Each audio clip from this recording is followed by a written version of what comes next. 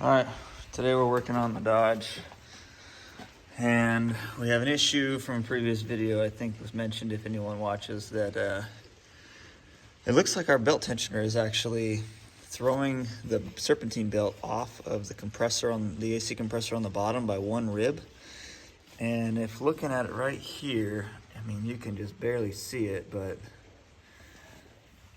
it's not actually off out of alignment from everything above it. It's hard to tell with the camera, but it also has a weird, if you look at it from right here, it has a slight angle to it. So either way, I have a new one and I'm going to replace it. It feels like the bearing in it is okay, but it's a plastic one. So I don't know if it's just been worn out. To me, it looks like it's an original one on the engine. So I have a new one right here. And it appears to be all aluminum. And the bearing in this one feels a little bit better, but to me, it almost appears, if it'll focus, barely. Like this is perfectly flat, whereas the other one is worn out. So I'm gonna start with that. I have not started the truck up. To us Texans, this is a cold day. It's in the 50s. But this old 12 valve with a P pump should fire right up. I also have my new, crank position sensor, which gives me my tack, so we can get rid of that old destroyed wire harness down there on it. And we'll replace that as well. But first, we need to make sure the belt won't jump. And then we'll get that sorted out and we'll go from there. Okay, so we got it out. It's a 1/2 inch. I used the shallow on my electric 3/8 long reach ratchet. But it would probably most definitely be easier to do this without the fan shut of the way. But we're not doing that. So 1/2 inch bolt, and we're gonna go compare it to the other one. See now, oh, come on. So it's definitely wearing weird on here, because the belt is more or less the width of this pulley. So it's definitely wearing out. Let's see if we can compare it to the other one. Oh, good, nice and greasy, perfect. So here's the new one. Here's the old one. Oh yeah, so we can see, where is it? There it is. So I think that's my problem. Come on, what is going on? There we go. So you can see that the old plastic one was completely worn out. So I think this is gonna fix my current problem. But we'll test it out here by installing it and confirming my suspicions. All right, we have the new tensioner on there. Everything looks to be lined up, so let's go ahead and just fire it up and come back over here. If we can get in the dang truck. Oh boy, still gotta fix the driver's seat. But whatever. And the under dash. Okay.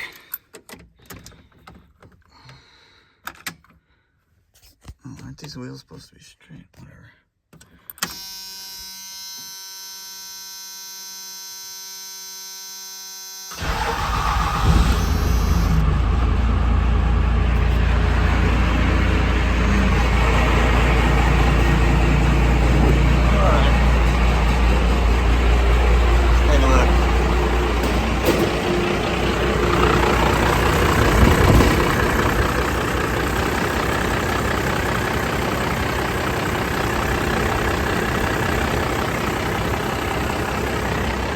Alright, so it looks like it's good now. Oh shit. That's fucking what happened. Alright. So our belt is on, we're good. You can hear the engine idling up now. cold, obviously, but I think we're good to go. All right, so we got the sway bar mounted up in stock position. This is that rough country lift that's on here. So it's got the drop brackets for it. Everything's tightened down. And with the Gen 3 steering, the T system, it appears as though at full lock passenger, it's gonna clear.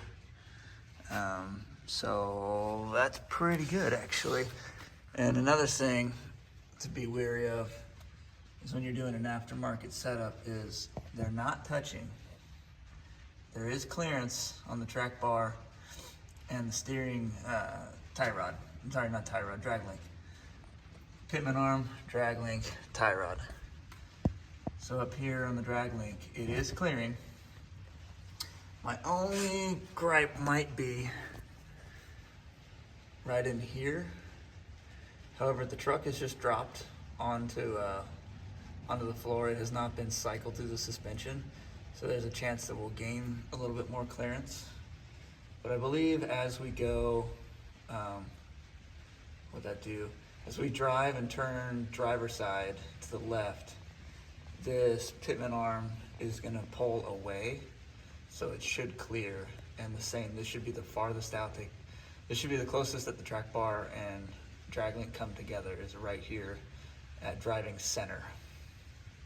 So as it cycles through the suspension and steering, this should move away in both directions from the track bar.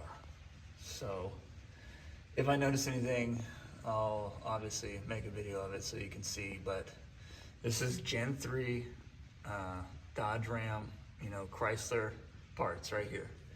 Track bar setup. You'd have to remount the knuckles just a little bit to get them to fit correctly. But this is the parts you can order from Chrysler or Mopar, whatever you want to call it.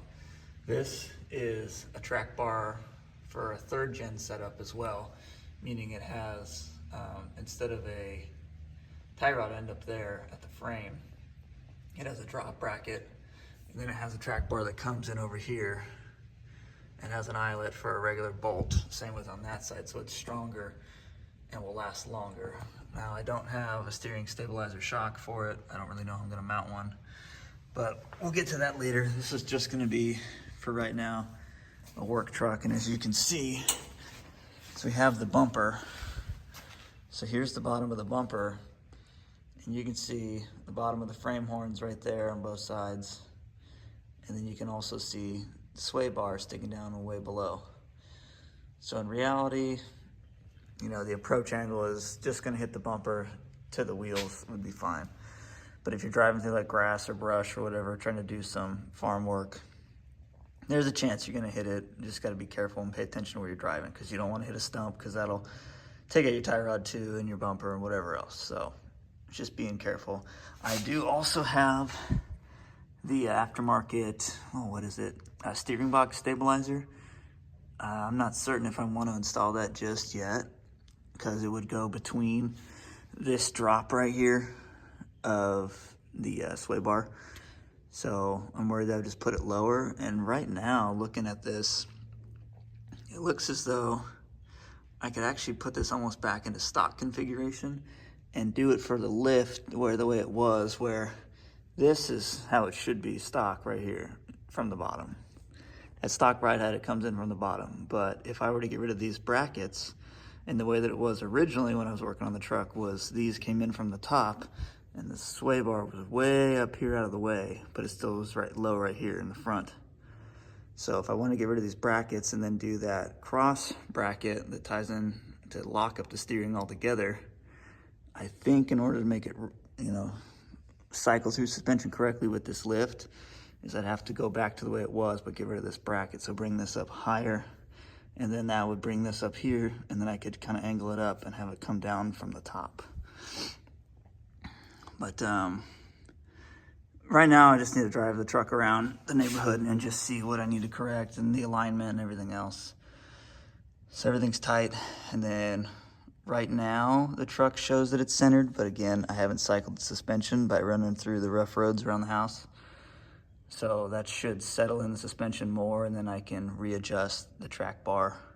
I think I'm gonna need to bring it in, because as I talked about previously, is per the specs from the manufacturer, is from Synergy, is that this is already extended way too far out. So that needs to come in. So I am concerned that, you know, I'm gonna have some weird, stupid issue with that. So I don't want that. I don't wanna break it, because it does come with a pretty good warranty. And as long as I do it within their recommendations and standards, then if anything ever happens, that they'll either get me a new one or we figure it out. So that's where we're at.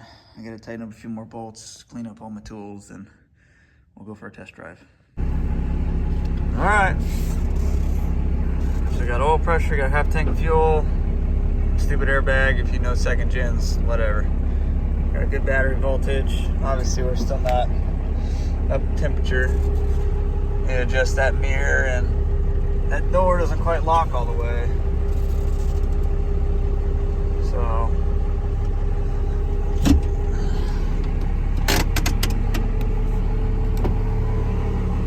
the power window works.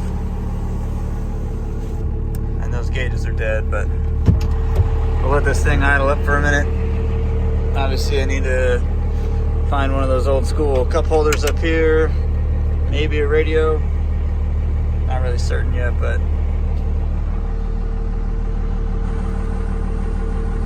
overall it's not bad in here. Yeah, the dashes are different, but that's all right.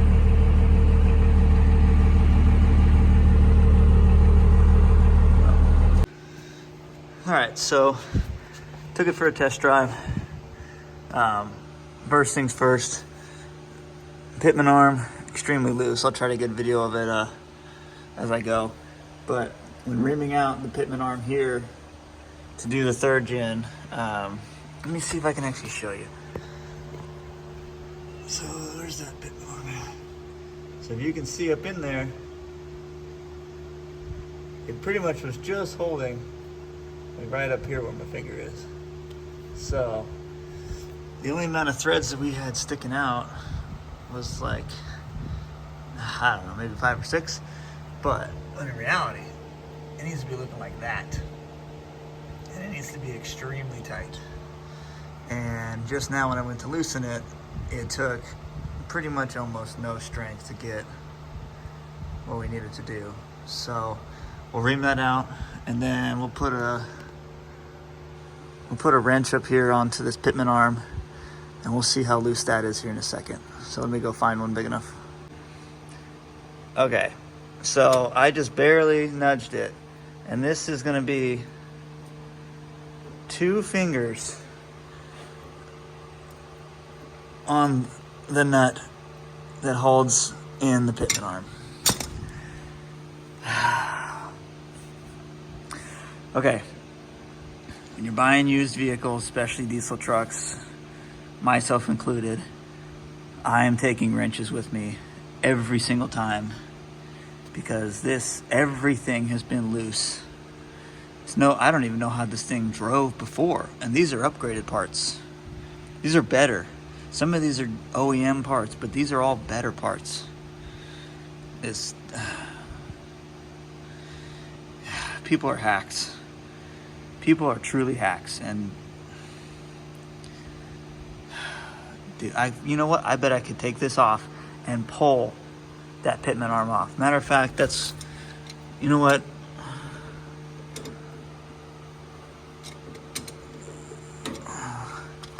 I mean, like, hold on.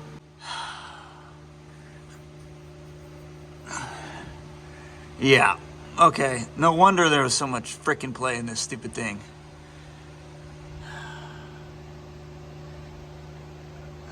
This is just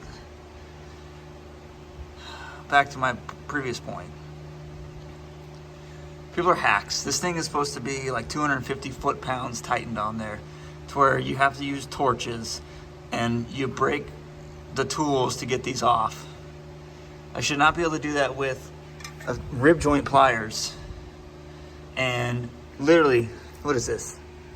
A 2-pound dead blow. One hit to the side of it, right here, Not even a hard hit because I'm under a truck and I have no room to swing except for right here with my offhand. Right into the side of it. Dropped it. This is gonna be an easier fix than I thought. So, all right. We're gonna fix this, do it right. We have the reamer out. I don't know what I wanna do with that yet. I have a new pitman arm right over there on the stool. I'm considering just reaming that one out because this one's been wallered. So this is ridiculous, but this is why we check everything. This is why we fix everything and do it right. Okay, so this is the new pitman arm I have. So this right now is how it sits on the 3rd gen drag link. So this is me tightening it down. Oh, it's a little, needs to go a little tighter. But as you can see, we have not even, one thread showing above the castle nut. So now we're gonna try it up on the sector shaft of the steering box just to make sure that we have the correct one, because I have had parts on this truck and others where it says it's the right one and it's not. So we'll just try it. We're not gonna go tight. Okay, good. It goes on there. Good. I don't want to get it too stuck. All right. Now we're gonna go put it over here in the vise. We're gonna ream it out slowly. Gonna keep checking the entire time. You just gotta make sure that when you're doing it that you square up because it's at an angle. And if you don't have it square, you're gonna wear it out prematurely and have to buy another one. Yeah, you just gotta buy another part, but why buy another part when you can just do it right the first time? Hopefully. Then again, I make mistakes too. Okay, so I've been reaming it out and just going and checking it against the end of my drag link right there on the tie rod end. Still have more to go, but I've got family stuff to attend to, so that's more important than a truck that's just a backup truck anyway. So it runs, it'll drive better once I get that steering brace. Come on, what is up with this thing? Steering brace installed next, whenever I get another weekend available. Finished reaming out this new pitman arm. Get everything nice and tight up under the truck. God, come on. Get everything tight up under the truck, and then I need to measure again for the track bar. I feel like it's too far to the passenger side now, so I need to let it out some.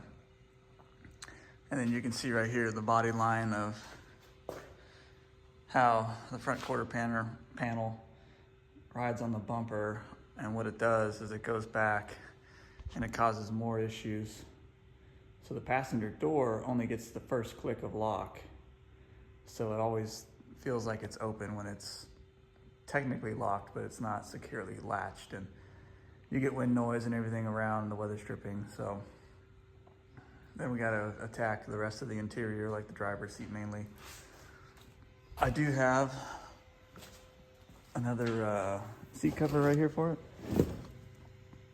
So I do need to get a cushion for it. So I think I gotta hit up Gino's garage and find one. But those damn things are not cheap. So we're gonna stop it here for today and we'll come back when we get the chance. All right, thanks for watching.